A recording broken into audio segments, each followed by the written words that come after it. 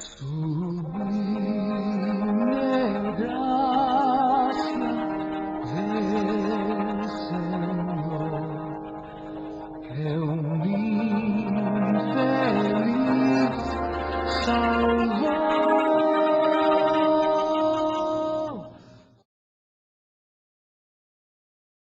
Gracias, Mar del Plata. Estamos haciendo algo fuera del culto y queremos explicar algo, Germán, esto que es la hermenéutica bíblica, ¿no? La palabra hermenéutica viene de una palabra, en el griego que es hermeneutes.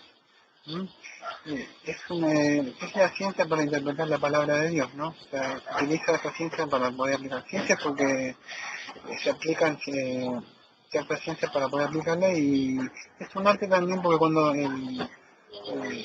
el hermenéutica, por decirle, cada vez más aplica la palabra, se vuelve más una pieza y más allá para poder aplicarla, ¿no?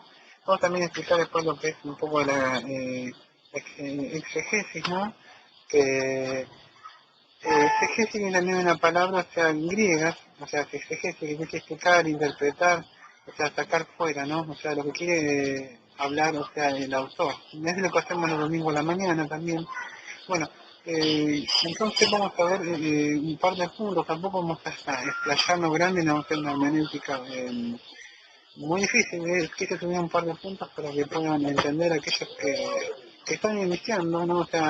Puedan entender cómo interpretar la Biblia, porque si abrimos la Biblia y decimos qué quiere decir eso, el Antiguo Testamento, cuándo empieza el Antiguo Testamento, cuándo termina, cuándo empieza el Nuevo Testamento, cuándo termina, y hay muchas cosas que no sabemos, a quién está dirigida esta palabra, la hermenéutica nos va a ayudar es una ciencia para poder interpretar, ¿no? La palabra de Dios, y hay mucha gente que puede hay muchas confusiones sobre esto.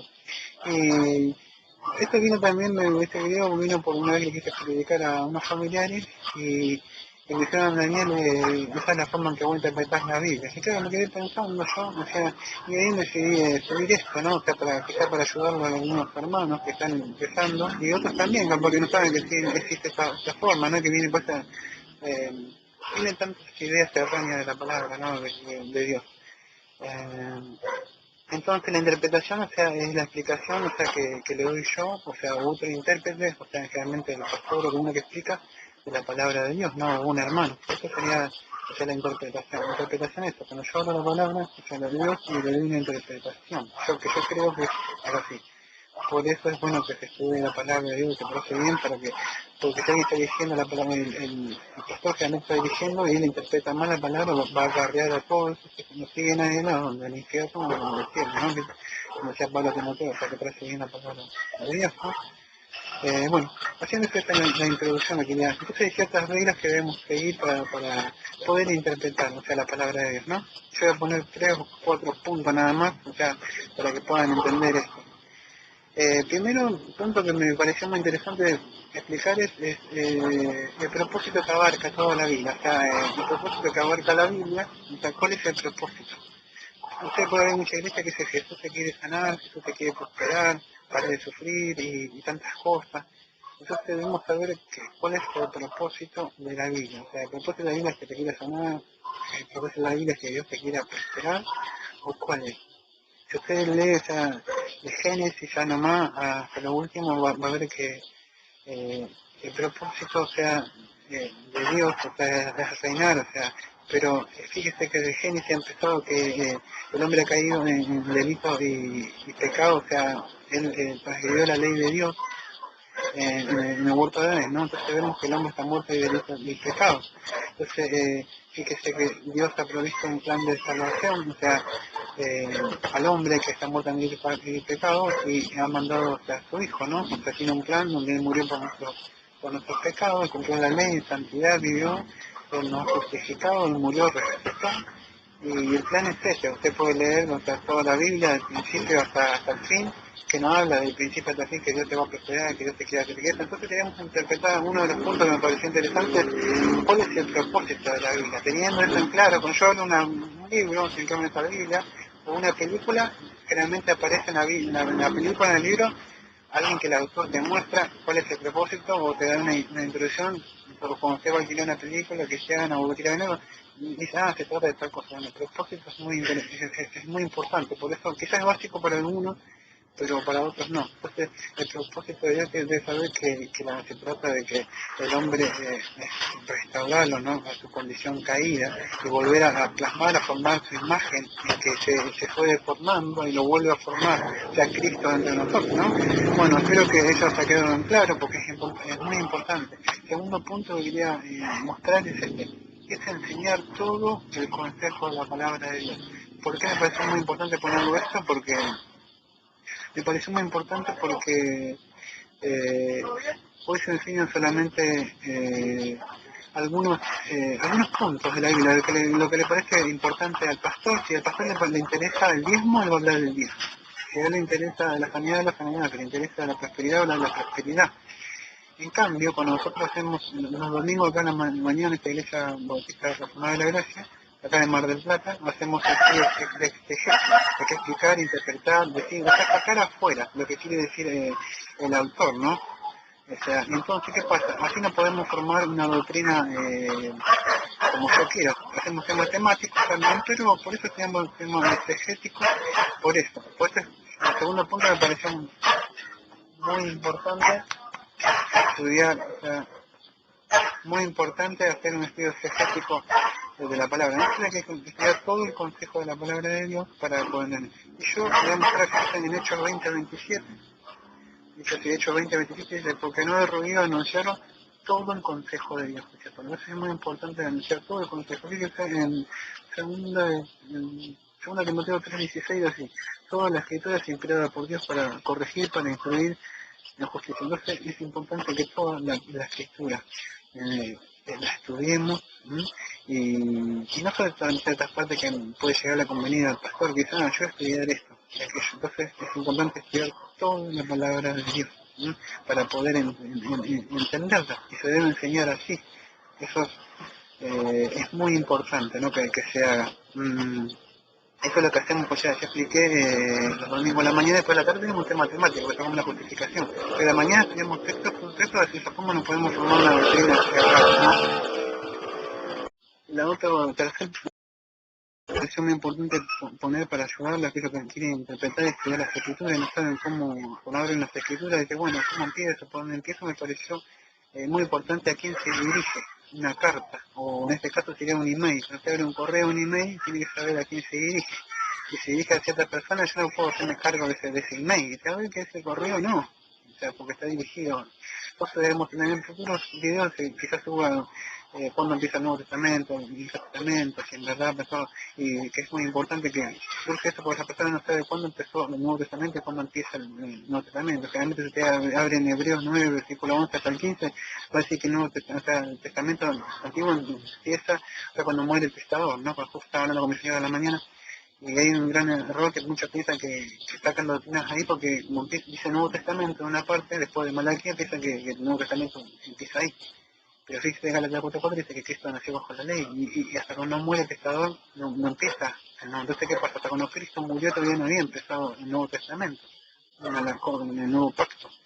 Eso para otros futuros videos, ¿no? O si alguno se quiere comunicar por Skype o ver, preguntar, bueno, pero debemos saber a quién se dirige. Yo no puedo dar la carta de Josué por decir y decir, Josué dice, sé fuerte y valiente. Puedo tomar lo que dice ahí como para mí, pero la carta va a dirigir a Josué. No puedo, como yo salía en la iglesia que acá se daban 7 vueltas al lugar para derrumbar cierta cosa, o en las iglesias donde yo salía se tiraba aceite alrededor 7 vueltas y van a la promesa de Josué.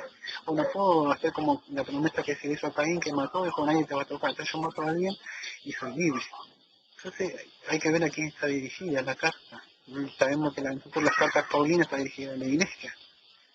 Entonces debemos ver a quién fue dirigida. El apóstol Pablo fue a quien fue, si no me equivoco, en Efesios 3, versículo 1 en adelante, dice que fue dirigida a los gentiles. Si dejamos leer las cartas paulinas y nos dedicamos solamente a los evangelios, vamos a ver que por ahí van a haber ciertas cosas que se van a mezclar, como echar de fuera demonios, cosas que sucedieron, que esto. Entonces debemos entender a quién está dirigida, ¿no? La carta.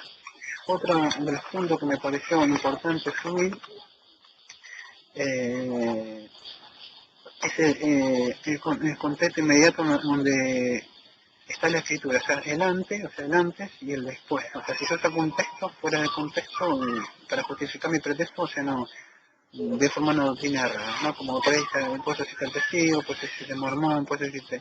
yo salí una ramante pentecostal, no sé, que yo creía que podía sanar y se fuera demonio y todas esas cosas, y que no sabía que era el pecado. Yo, incluso que yo podía decidir cuando quiera, tomar una decisión, y no entendía mucho de la Biblia. Fíjese, para no sacar un texto fuera de contexto, fíjese, yo estaba diciendo que el contexto inmediato en el cual está en el antes y después de las escrituras, ¿no? O sea, de cuál es lo que habla el pasaje. Fíjese, yo le voy a la 3:28. Entonces, debemos también saber cuántos pasajes hablan sobre el tema. Fíjese, en Gálatas 3:28 dice, yo me iba predicando a familiares y alguien me decía que la mujer podía predicar, ¿por qué no podíamos predicar a la mujer? Y yo no dije que en ningún momento podía predicar a la mujer. Es que la mujer, Dios no le llamó a clase del púlpito de predicar ni a pastor.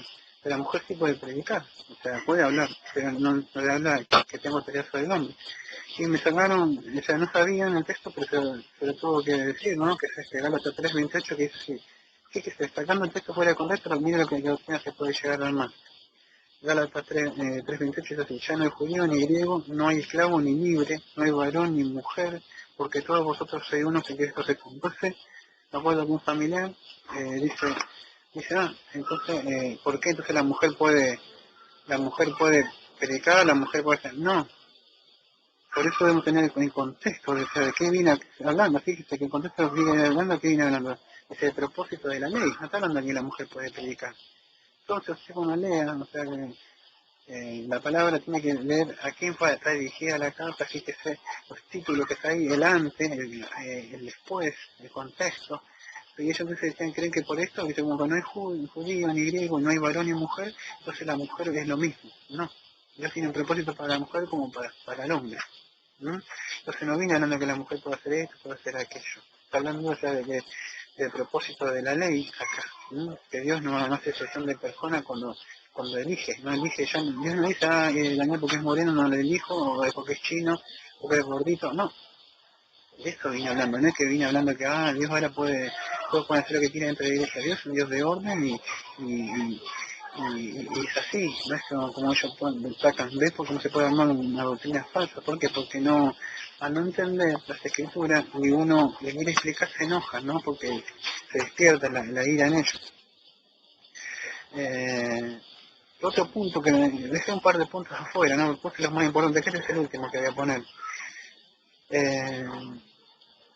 Una de las formas, cuando hay un pasaje oscuro que no podemos llegar a entender bien, y vemos que hay otros pasajes a la escritura que tienen más luz, dejarlos el pasaje oscuro de lado y interpretarlo con otros, si hay pasajes más claros, y buscar a alguien como un maestro, un pastor, y preguntárselo a él después. Pero yo no he formado una doctrina de el pasaje no lo entendí, o quiere decir eso. Si yo veo que hay otros pasajes, como la mujer no se salvará si no tuviera hijos, un pasaje difícil, decir, ¿qué quiere decir? Entonces, ¿qué quiere decir que la mujer no se va a salvar porque no engendra hijos? Que no es la maldición de porque no tenés hijos. No, si la palabra de Dios la interpretamos ese pasaje oscuro, lo interpretamos a la luz de otros pasajes, la palabra de Dios dice que la salvación es por fe, o sea, por gracia. Entonces, ese pasaje oscuro no puede echar por tierra toda la Biblia que está en el fondo. Entonces, cuando encuentre pasajes oscuros que interpretar a la luz de otros pasajes que son más claros, y déjelo ese para alguien que tenga un tiempo más en la palabra de Dios, un pastor, un maestro, y pregúntele. Pero no crea una doctrina que se apresure, porque solamente busque interpretar a la luz de otros pasajes que son más claros. Hay otros puntos más importantes, pero dejado subir esto que por lo menos que le van a seguir a aquellos que están queriendo entender la palabra de Dios, aplicando estos puntos, y le van a servir mucho para entender las escrituras. Espero que les sirvan a usted, porque quizás se va a acarrear o podemos llevar mucho, cosas que a mí yo pasé, ¿no? Por no haber entendido las escrituras y leía poniendo yo Marco 16 y decía, echar fuera un demonio todo lo que creen. Yo no me queriendo echar demonios porque leía así, y no sabía por qué es lo que estaba hablando. Bueno, espero que les sirva y algunos se pueden contar por Skype o por Messi o conmigo, mi señora, están ahí y las direcciones que pasan siempre por ahí o al final del video. Bueno, como siempre decimos, está Iglesia Bautista de Mar del Plata, decimos amén.